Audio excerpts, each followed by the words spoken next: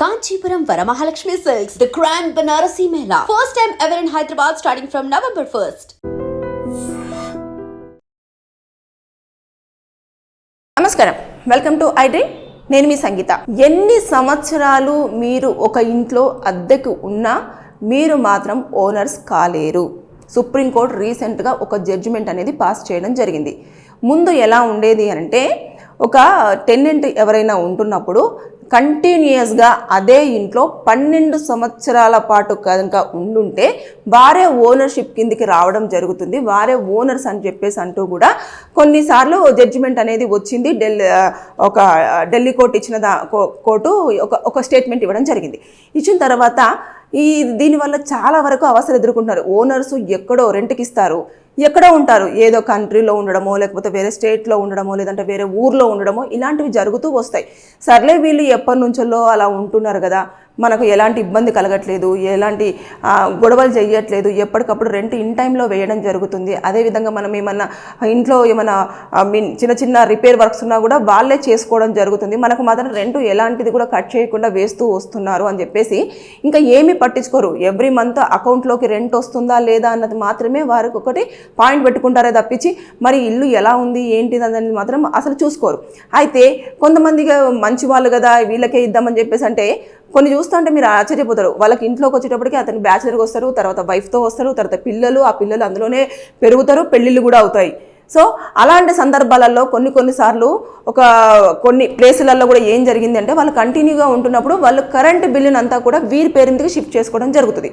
జరిగిన తర్వాత నెమ్మదిగా ఓనర్షిప్ నెమ్మదిగా మారుతూ వస్తుంది. ఇంకా చూస్తే ఆ ప్రాపర్టీ ఎవరి పేరు మీదకి వెళ్తుందంటే ఆటోమేటిక్గా ఇంకా వీళ్ళ పేరు మీదకే వెళ్ళడం జరుగుతుంది. అది మామూలుగా జడ్జిమెంట్ ప్రకారంగా కూడా గతంలో ఇలాగే ఉండేది. 12 సంవత్సరాలు ఒక వ్యక్తి ఉన్నాడు అంటే అది నాది అని ఫైట్ చేయడానికి ఇంకా మనకి ఎలాంటి రైట్స్ ఉండవు. ఓనర్ అయినప్పటికీ ఆ ప్రాపర్టీ మనదే అయినా కూడా అట్లా ఫైట్ చేయడానికి ఉండదు అని చెప్పేసి ఇచ్చింది. అయితే రీసెంట్గా సుప్రీంకోర్టులోకి ఒక కేసు వెళ్ళింది. అంటే లోయర్ కోర్టులో ఏదైతే అంటే అక్కడ ఉన్న స్టేట్లో ఉన్న హైకోర్టు ఇచ్చిన తీర్పును సాటిస్ఫై అవ్వక తను సుప్రీంకోర్టుకు వెళ్ళేసి ఒక పిటిషన్ వేసుకోవడం జరిగింది. నేను ఇట్లా ఈ హైకోర్టులో ఇచ్చిన తీర్పు మీద సుముఖత లేను, నాకు న్యాయం జరగలేదు, అక్కడ టెనెంట్ అనే పర్సన్ నేను ఇక్కడ లేకపోవడం వల్ల నా ఇల్లును తను స్వాధీనం చేసుకొని నాదే ప్రాపర్టీ అని చెప్పేసి చెప్పడం జరుగుతుంది. ఇలా అతను ఒక 15 సంవత్సరాల నుంచి కూడా నా ఇంట్లోనే ఉండడం జరుగుతుంది, కానీ నాకు తెలియకుండానే మొత్తం తన పేరు మీదకి షిఫ్ట్ చేసుకోవడం జరిగింది. నాకు ఇది కష్టంగా ఉంది, నేను చాలా కష్టపడి నేను ఆ ఇల్లును కట్టుకోవడం జరిగింది అని చెప్పేసి సుప్రీంకోర్టులో చాలా క్లియర్గా మెన్షన్ చేసుకున్న తర్వాత ఇమీడియట్గా దాన్ని మొత్తం వాదనలు అంతా వినేసి అంతా చూసిన తర్వాత ఇటు ఓనర్స్కి అదే విధంగా ఎవరైతే టెనెంట్స్ ఉంటారో అద్దెకి ఇచ్చే వాళ్ళకి అద్దె ఉంటున్న వాళ్ళకి ఎలాంటి ఇబ్బందులు లేకుండా అంటే గతంలో ఏం చేసేవాళ్ళు ఒక అగ్రిమెంట్ కంపల్సరీగా చేసుకోమని చెప్పేవాళ్ళు.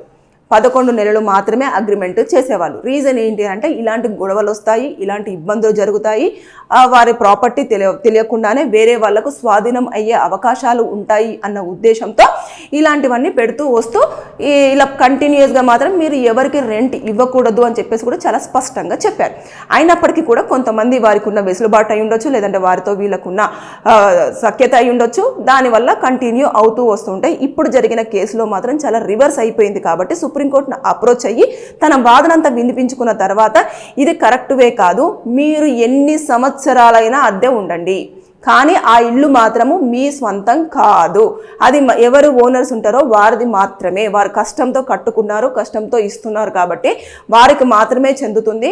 మీరు 20 సంవత్సరాలు ఉంటారా, 30 సంవత్సరాలు ఉంటారా, 50 సంవత్సరాలు ఉంటారా, లేదంటే చనిపోయేంత వరకు ఉంటారా, మీ ఇష్టం, కానీ అది ఎట్టి పరిస్థితుల్లో ఓనర్షిప్ అనేది ఓనర్స్కే ఉంటుంది తప్పించి టెనెంట్స్కి ఎట్టి పరిస్థితుల్లో రాదు అని చెప్పేసి చాలా స్పష్టంగా రీసెంట్గానే సుప్రీంకోర్టు కీలకంగా ఒక తీర్పు అనేది వెలువరచడం జరిగింది. దీంతో చాలామంది అద్దెకుంటున్న వాళ్ళందరూ కూడా ఇప్పుడు అలర్ట్ అయ్యారు. అలర్ట్ అయిపోయి ఎవరెవరికైతే రెంట్ గడికి ఇచ్చేసి ఎక్కువ ఇయర్స్ ఉన్నాయో ఇమీడియట్గా అగ్రిమెంట్స్ చేయించుకోవడము, తర్వాత నెక్స్ట్ దాని మీద అన్ని చేయడం అనేది జరుగుతూ వస్తుంది. గతంలో కూడా చాలా ప్లేసులలో హైదరాబాద్లో నేను చూసిన 2 కేసులు, అలాగే వాళ్ళు ఎక్కడో ఉండేవాళ్ళు అబ్రాడ్లో, వాళ్ళకు మాత్రం కంటిన్యూస్గా ఒక పర్సన్ వచ్చేవాడు, కలెక్ట్ చేసుకునేవాడు, రెంట్ తీసుకొని వాళ్ళకి వేయడము అలాంటివన్నీ చేస్తుంటారు. చాలా ప్రాపర్టీస్ తీసుకుంటారు. ఇక్కడ చాలా వరకు ఒక 2-3 ఇల్లులు ఉంటాయి, వాటిని అద్దెకి ఇస్తూ ఉంటారు. వాళ్ళు మాత్రం ఎక్కడ ఉండాలో అక్కడ ఉంటుంటారు. ఒక పర్సన్ ఇక్కడ కేటాయిస్తారు, అతను చూసుకునే దాన్ని బట్టి డిపెండ్ అయి ఉంటుంది. డైరెక్ట్గా వాళ్ళ అకౌంట్ నెంబర్ ఇచ్చేసి అకౌంట్లోకి ట్రాన్స్ఫర్ చేయండి మనీ అని చెప్పేసి చెప్తూ ఉంటారు. సో ఇంతవరకు 10 years నుంచి వెళ్ళి ఎలాంటి ప్రాబ్లం రానంత వరకు కూడా ఓనర్స్ వాళ్ళని బాగా నమ్ముతూనే వస్తారు.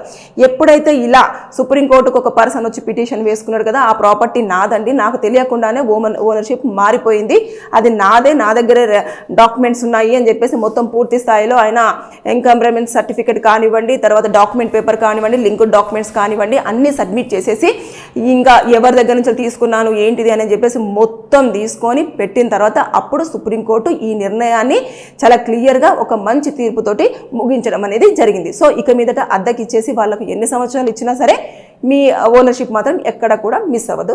సో బీ కేర్ఫుల్, జాగ్రత్త. Thank you. And for more videos, Please subscribe to iDream. Please subscribe to iDream. Please subscribe iDream. And please subscribe to iDream. For more videos, subscribe to iDream. please like, share and subscribe to the channel. Congratulations, iDream. subscribe to iDream. Subscribe to iDream. So subscribe to iDream Media. iDream की iDream team अंदर की huge congratulations. Please subscribe iDream Media. Please subscribe to iDream. Subscribe iDream. Please subscribe to iDream. iDream అంటే నా కళల ఛానల్ను subscribe చేసుకున్న నోరు తిరుగుతలేదు, మీరైతే గంట గుర్తు కొట్టండి. For more such videos, please subscribe to iDream. Subscribe to iDream. Please subscribe to iDream. Please subscribe iDream Media. Please do subscribe to iDream. Please subscribe to iDream Media. For best entertainment and information, please subscribe iDream. And don't forget to subscribe to iDream.